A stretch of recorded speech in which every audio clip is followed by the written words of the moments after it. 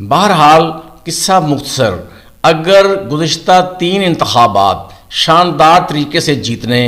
اور ان انتخابات میں اتنی کثیر تعداد میں ووٹ حاصل کرنے کے حوالے سے حاجی نعیم صفدر انصاری کی کارکردگی کا جائزہ لیا گیا تو پھر ہر حال میں، ہر قیمت پر، ہر صورت میں ٹکٹ انہی کو ملے گا۔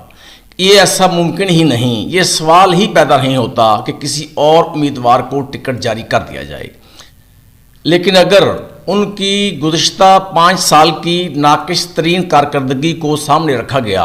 اور پھر شیخ برادران نے مسلم لیگ نون کی قیادت کے ساتھ اپنے ذاتی تعلقات کو استعمال بھی کر لیا اور کوئی تگڑی سفارش بھی کروا لی، تو پھر یہ ممکن ہے کہ یہ ٹکٹ میاں وسیم اختر شیخ کو جاری کر دیا جائے گا۔